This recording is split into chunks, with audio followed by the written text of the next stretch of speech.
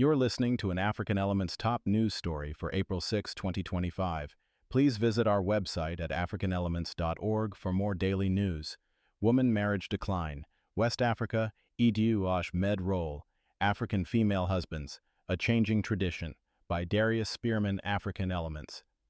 Deep within the rich tapestry of West African cultures lies a unique tradition, woman-to-woman marriage. This practice is not about romance in the Western sense. Instead, it is a legally and socially recognized arrangement where a woman, often one who is older, wealthy, or unable to bear children herself, takes on male social roles. She marries another woman primarily to secure childbearing rights, gain economic independence, and elevate her social standing within the community. The core purpose often revolves around ensuring the family line continues, especially when there are no male heirs. The process typically involves the female husband paying a bride price for the wife.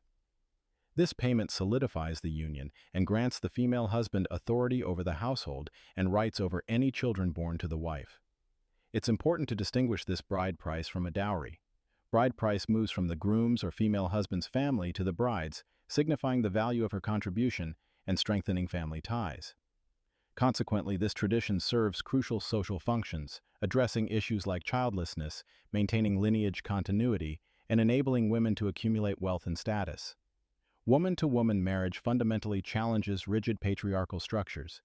It allows women to step into roles traditionally reserved for men, particularly that of the husband.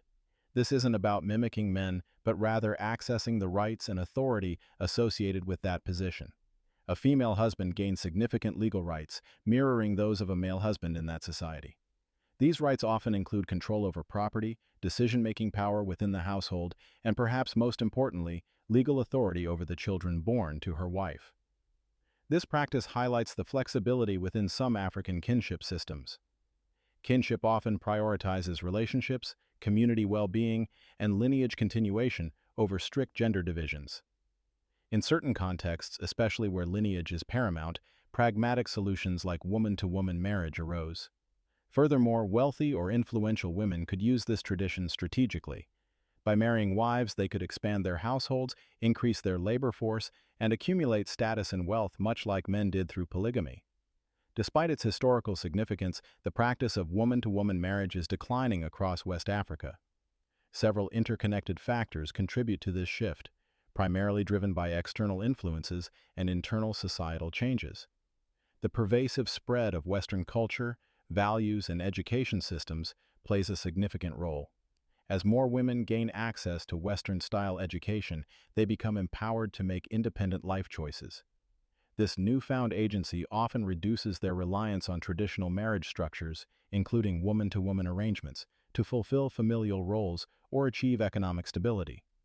Technological advancements, particularly in medicine, also offer alternatives.